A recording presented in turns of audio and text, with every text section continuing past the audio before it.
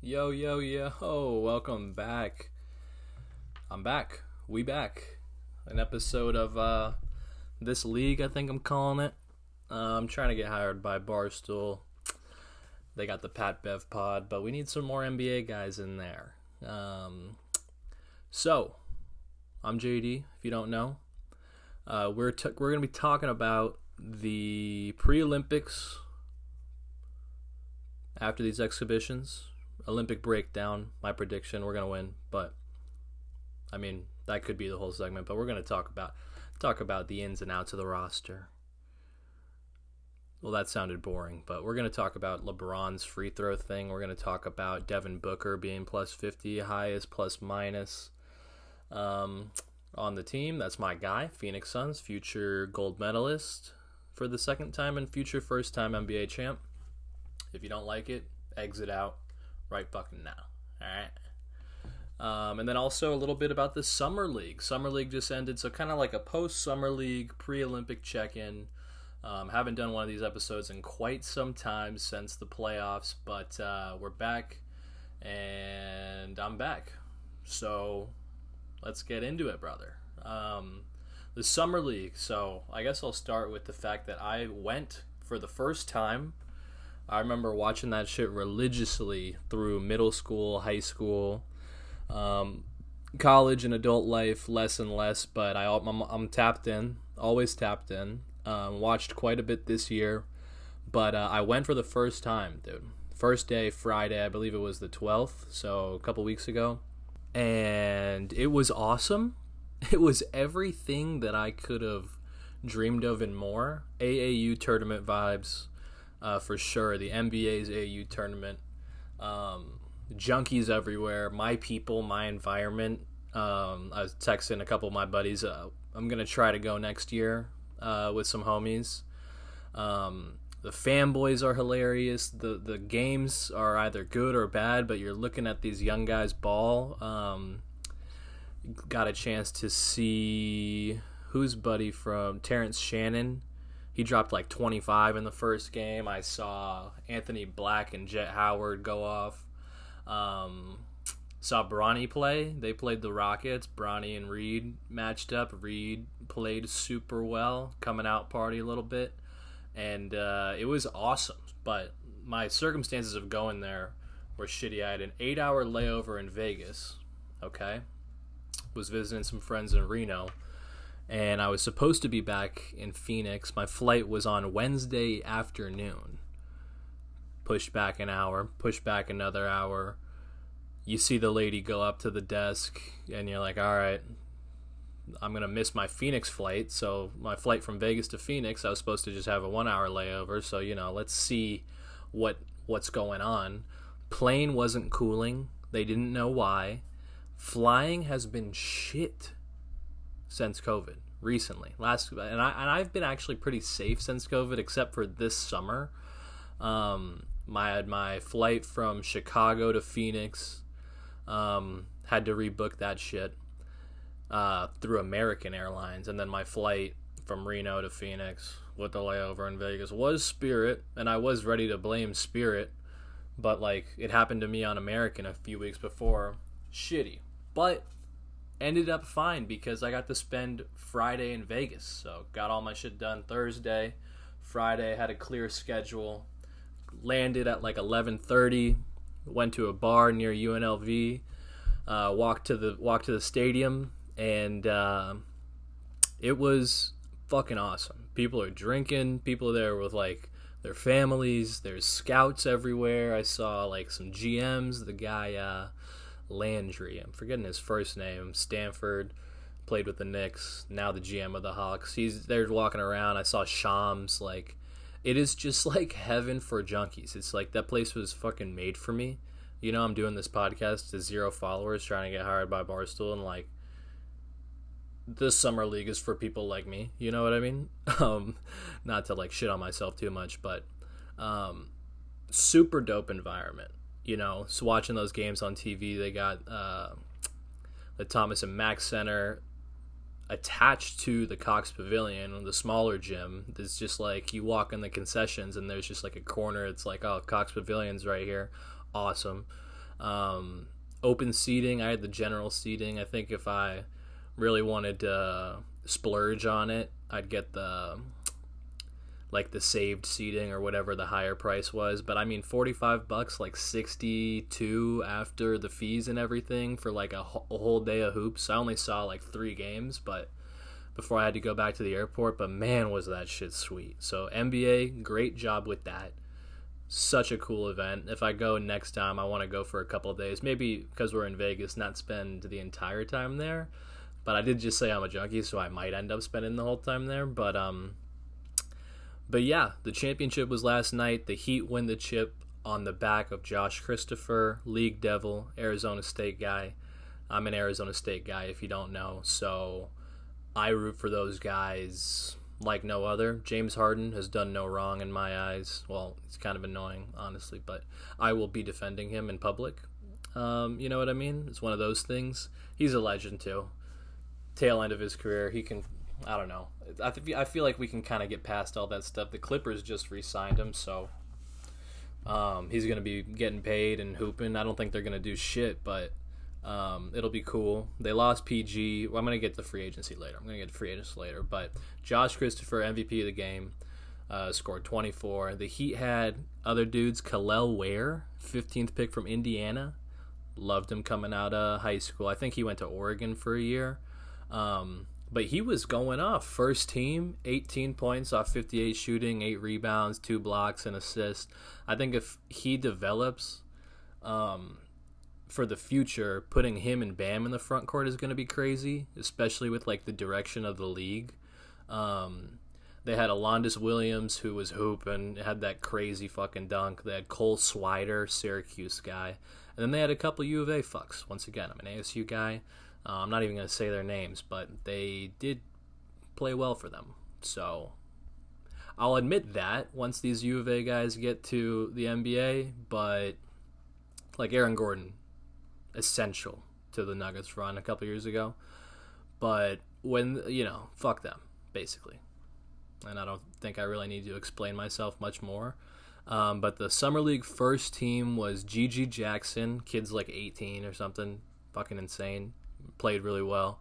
Jordan Miller, who plays for the Clippers, but his Final Four run with Miami, I can see him playing for the Clippers or the Grizzlies. Young guy, a lot of charisma. If you're playing against him, you probably hate him, or if he's playing against your team, he's just kind of like, he seems like an asshole. But nonetheless, a hooper and first team. Scottie Pippen Jr., dope to see him hooping. He's been in the league for a few years, but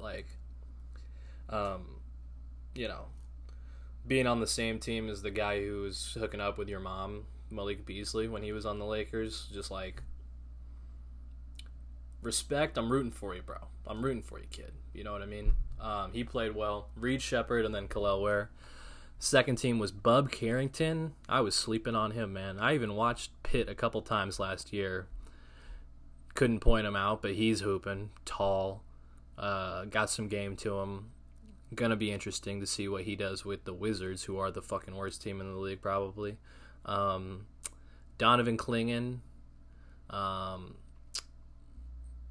Love him. Jaime Jaquez. Jerace Walker, and then Jalen Wilson. All young, exciting guys, This thing about the Summer League is just like you get like the guys on the bench that you get excited about. Like what the fuck was his name? He was on Oregon State when they went deep in the tournament, and then he was on Nevada. He's a point guard. He played for my old coach. Fuck.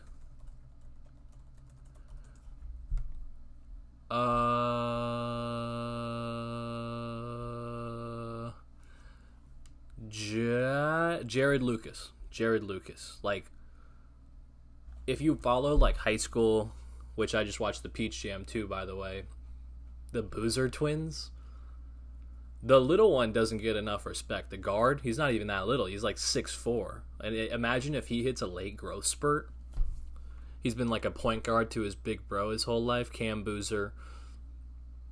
Dog. Really good player. He's a pro for sure. I liked, I think Terrence Oglesby was his name, the guy commentating the Peach Jam Championship, that was saying, like, AJ DeBinsa, another fucking relentless scorer. Just, like, these kids' bags are insane. But, like, he was saying AJ DeBinsa is probably a better draft pick to build around, like a future star. He has a higher chance to be a future star in the NBA than Cam Boozer. Cam Boozer, his ceiling is like the second guy on the team, and I think that's pretty accurate because you hear about these number one recruits and you just like are surprised when they fall into that sort of role in the league. But like, if you are bigger, better, more developed than these guys when you're in high school, like, you can look like the number one player, but once you get to the league and, you know, roles change, team needs change, like, I think he makes a great point in Cam Boozer being like a second guy, a third guy, on like a really good team, but on like in like a big three, not to like discredit him. Like if Cam Boozer, like in like 5 years when he's like a real man and like big as fuck, because his dad, Carlos, was like yoked, bro.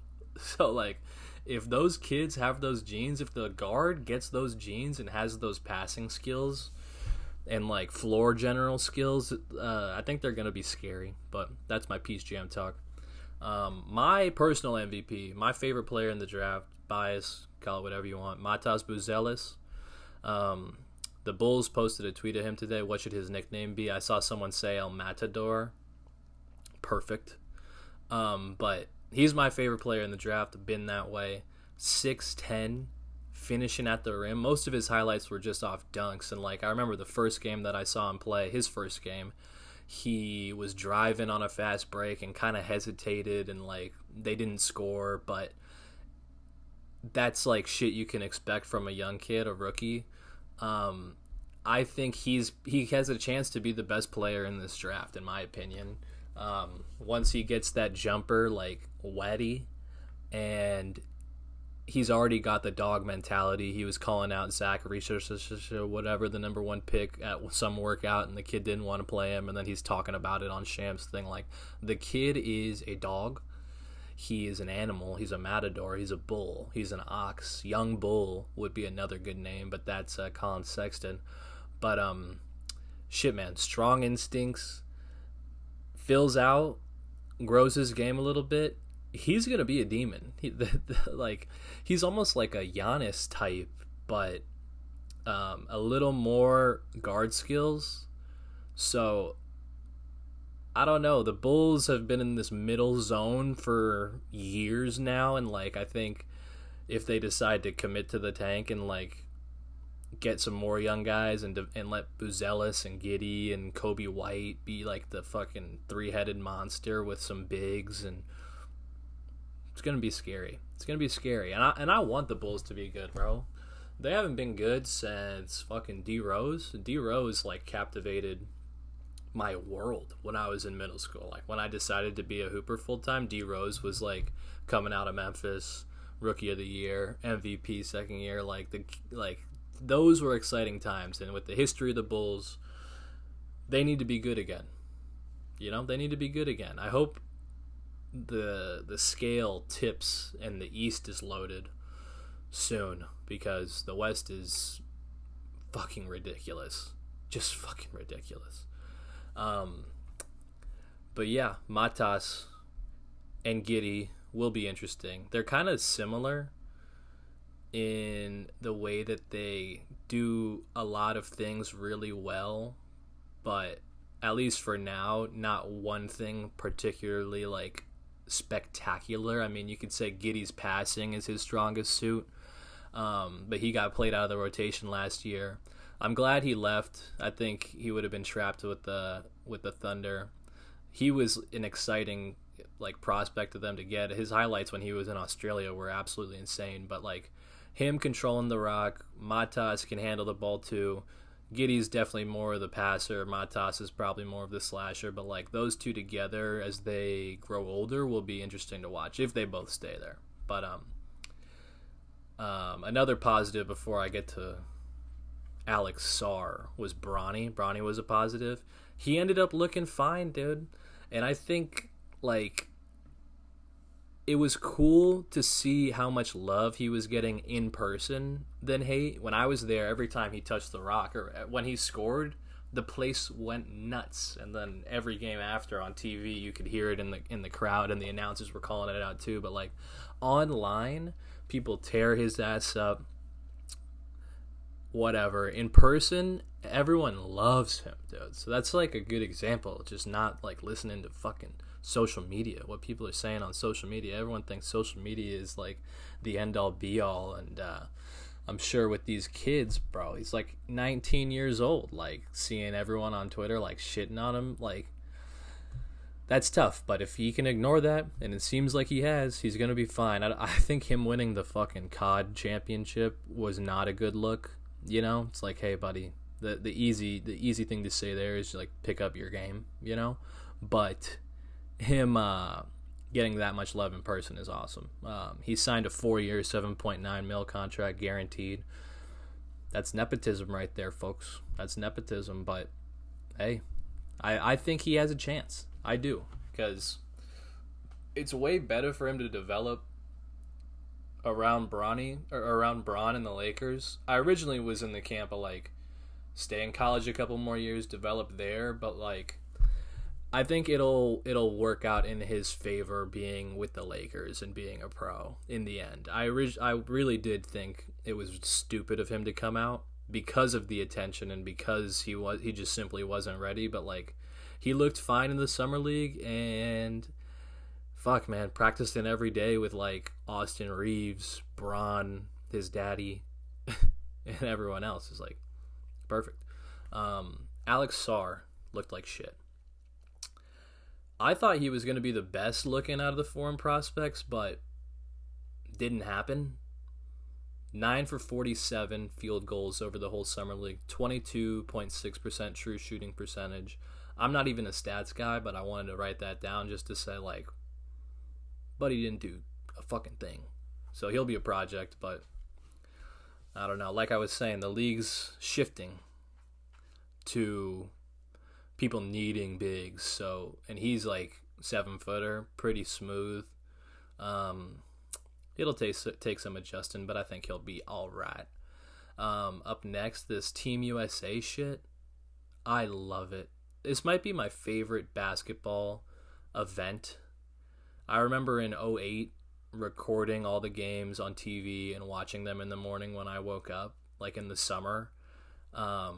We had like the big TV in the little living room, and then I had like a TV, like a box, dude, like wide. The back went out like this far, but it was little. And we just put it like on this shelf next to the big TV so I could play video games or whatever, and I would record it on that, watch it on that while like my parents were watching the news or whatever, and I just like loved it. Loved it. Everything about it. America, the ceremony of it all, how the players like wave to the fans after every game, meet in the middle, like it's the best players in the world. Team USA, our sport, our shit, America. I just get so gassed up over it, you know? But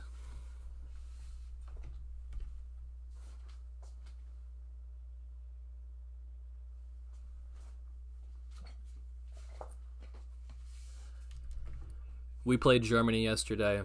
Was a close game, was a good game. Can I admit something? LeBron has been taken over the last 2 games, and it is so sick to watch. Like, I have buddies who are like, why do you like LeBron? He's on the Lakers now, or like just don't like LeBron at all. I like excellence. I like greatness. I really do. And I think that you got to appreciate that shit like while he's still playing. Like, this is probably his last Olympics. One of the most electrifying players in the Olympics, like 08 and 12 when he was playing, motherfucker was jumping out of the gym, bro. The oops that he was catching, everything. The oops he has been catching, like, it's so crazy. But I'm gonna have to admit, during the Germany game, when LeBron was taken over at the end, he hit a 3 with 1:26 left, and I dead ass started tearing up. Like, I don't know what got a hold of me. It happened, and I was just like, what is going on? Like, I was just so happy to be witnessing greatness. Like, and I think Jordan's the GOAT, but like the Jordan LeBron thing just gets taken way out of proportion. Like, you have to hate LeBron if you like Jordan, or Jordan is a bum if you think LeBron's the GOAT. Like, they're both great. I think Jordan's the GOAT, but that's another podcast, another discussion. But like, LeBron hit that three, dog, I started tearing up, dead ass. I didn't know what got into me. It was awesome. And then a few seconds later, or like a minute later, he lost his dribble. And then I just started tearing up from laughing. Like, that's the most LeBron shit ever. Just like trying to do, he tries to do so much in these games, like the no look passes or whatever. You can tell that they're like kind of fucking around. But I was fucking crying laughing when he lost his handle. But as far as the Olympic prediction, there's zero chance we don't win the gold. Clip it. I will clip it and I will post it because no one watches this shit. But clip it, cut it, repost it, whatever the fuck, bookmark. I've seen enough through these scrimmages, these exhibition games, that we're just too talented. So that's that. You know, we're going to have some close games in the knockout rounds, I think. Like, once these other teams are really playing for it and it's like win or go home, I think it'll be interesting. I think we're going to smoke group play. And KD coming back will be an enormous help. I'm really glad they didn't cut him. I just saw this headline. Steve Kerr had no thought of cutting KD. You just can't. But another interesting stat, the 92 Dream Team faced 9 NBA players in the Olympics. USA will play against 61. Huge testament to how much the game has grown, and everyone's like, oh, the rest of the world is catching up. It's like, they're not catching up. They're just growing themselves, developing themselves. Like, if you think the rest of the world is catching up, that means you're telling me that, like, American-born players aren't going to make up the majority of the NBA. And that will always be the case. We're going to get the Wembys. We're going to get whoever the fuck else, you know. But American-born players are going to run this shit. Like, there's just no ifs, ands, or buts about it. So shut up with that shit. I'm tired of that shit, bro. I want France in the championship. I want them so bad, bro. The French Revolution, the French takeover. France is going to do this. France is going to do that. Wemby. Fucking no, dude. We're going to fucking dummy them. The French Revolution, my fucking ass. Alex Sarr in the Summer League didn't do dick. Let's see these by the way, Summer League first two teams: American. So tell me where the foreigners are coming from, you know. Also, Team USA 17s beat the piss out of everyone. 50-point games, everyone. The rest of the world is catching up. Show me where, dude. Show me where. Yeah. Jokic, Embiid, fucking Luka. They're at the top. But show me everyone else, bro. Show me everyone else. USA isn't losing dick. This is like the most patriotic I fucking get, bro. This shit. USA. Team USA. The Olympics, bro. So, I don't want to fucking hear it. I don't want to hear it anymore. People are going to say it, and I'm going to hear it, but I don't want to. And I'm tired of it, bro. I'm trying to shut that shit down. Also, best player on the team, Devin Booker. Highest plus-minus on the team. Plus 50 through their 5 exhibition games. He's running to the corner. He's locking up his matchup. He's making the right pass. I do wish sometimes he would just say, fuck it, I'm going to get a bucket. That rhymed. But I get he's being a team player and a good guy, and, like, it's short-sighted to just, like, say, fuck it, I'm going to go get a bucket. Like, we were talking about the flow of the game, the pace of the game, whatever. But the guy is just a hooper. He does everything so well. He knows how to play his role. He's plus 50. He's the best player on the team if you look at it that way. So, and that's the way that I'm looking at it. Quickly, Suns talk. I think we're going to be much better. I think we have a chance at the championship. I'm very optimistic. I think Beal is not going to have the same year he did last year. Last year, he looked like a bum. I think he had a lot of pressure, a lot of nerves, a lot of whatever. Was hurt a lot. But another year with him, booking KD with another year under their belt. The chemistry's there. Especially after these Olympics, they're going to build off of that. They're already like best friends, but it's cool seeing them go on do like tourist shit together. You know, all the like there's pictures of them when they were in Dubai or Abu Dhabi, going to the fucking tower. I forget what it's called. And then Book just posted a picture of him riding a bike. I don't know if Katie was there, but like they're boys, dude. They're boys around the draft. Fucking Stephen A. All these idiots are talking about how he wants to leave. No. But KD's back. I wonder if he's going to start right away. I imagine he comes back into a bench role and transitions. If he does start, I could see him taking Book's spot, honestly, but I don't know. I don't know what'll happen. Either way, it doesn't fucking matter. They're going to win gold.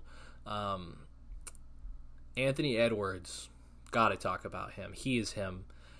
I thought it was funny and like arrogant and like Anthony Edwards esque of him to be like, I'm the number one option, but honestly, scoring is just so easy for him, bro. So easy. I will admit it. And so everyone is like, just like the Jordan and LeBron, like people get so passionate about these debates that like everyone's like Anthony should be starting over Book. It's like Book's playing the right role for the starters.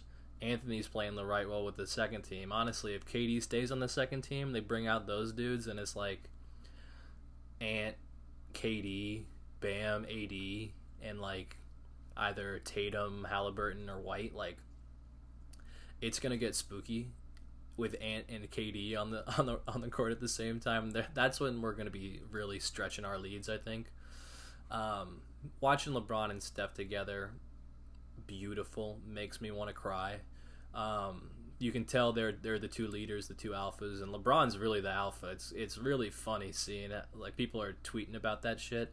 You really get the hierarchy of it when you see them all together, and everyone kind of just lets LeBron go.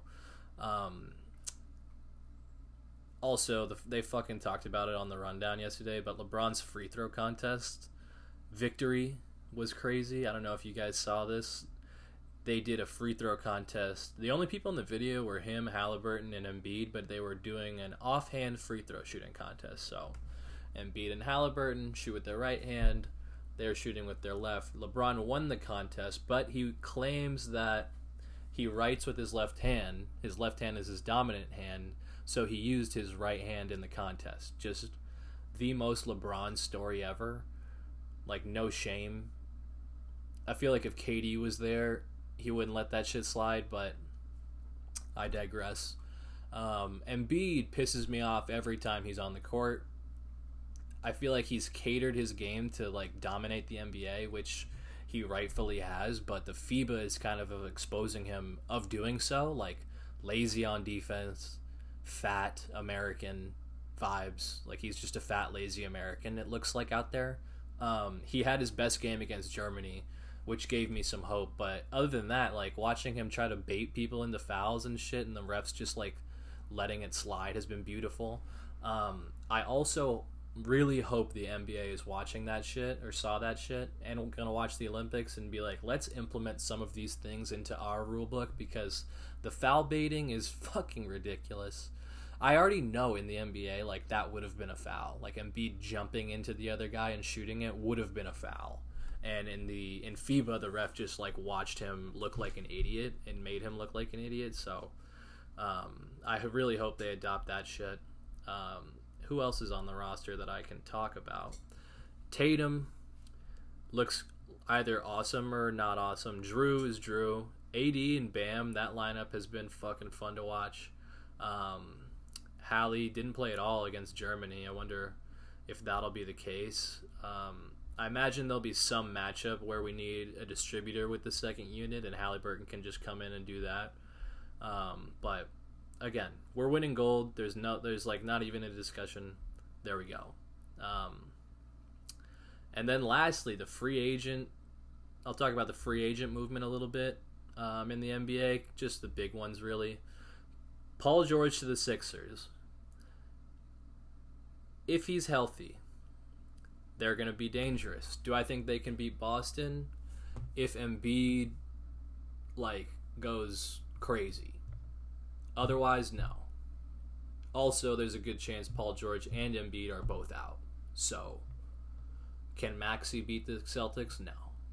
But it'll be interesting to watch. I think it'll make for a fun regular season, fun, January Sixers Celtics matchup, Christmas Day matchup. I hope Paul George is healthy. Honestly, he used to be one of my favorite players, and then he started comparing himself to LeBron and shit, and just the way he talks, he thinks he's better than he is. I don't know, pisses me off. Also, Book cooks him every time. I saw recently the replay or the playoffs when we eliminated them. Which time you're asking? It was when we went to the finals, but Paul George, the Clippers were up 1, and Paul George misses both free throws. Suns go win the game. I think that was the alley-oop game. He's just not built for it. Not built for it. But Klay to the Mavs. I love Klay Thompson, but I think doesn't make a difference. I think Dinwiddie will probably make more of a difference for them than Klay. DeMar to the Kings, another fucking guy to the West. Got Paul George out of the West, but DeMar comes in. Fox, DeMar, and Sabonis. And DeMar is going to be playing like it's his last year, for the rest of this contract. So, trying to win a ship and make some noise. And I like DeMar a lot. I really do. Last year I saw this the stats, DeMar and Paul George's stats compared. DeMar had better stats. DeMar is making way less money, but I don't know. I guess if you have a podcast, you make more money. KCP to Orlando.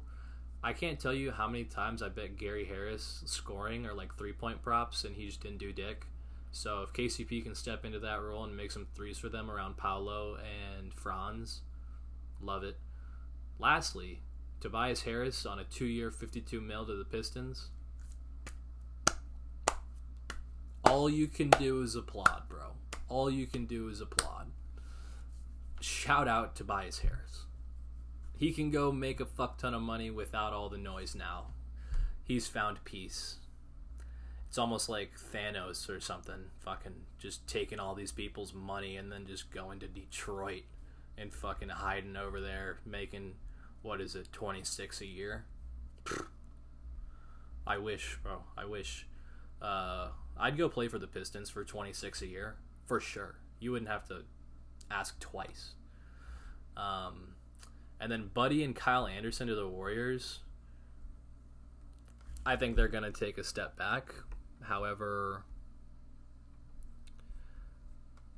they're going to start Curry, Pajemski, Wiggins, Draymond, Trace Jackson Davis. They have Kyle Anderson, Buddy Hield, DeAnthony Melton, Kuminga, Moses Moody. Yeah, just like a nasty roster, honestly. They're not going to do anything. But thank you for listening. This has been The Return. I'm going to try to do another episode next week or something, but I appreciate you. I'm going to cut this up in clips. If you see this on, or if you came here from TikTok, much love, bro. Much love. Or girl. But, alright. Thank you for watching. I'm JD. That's This League.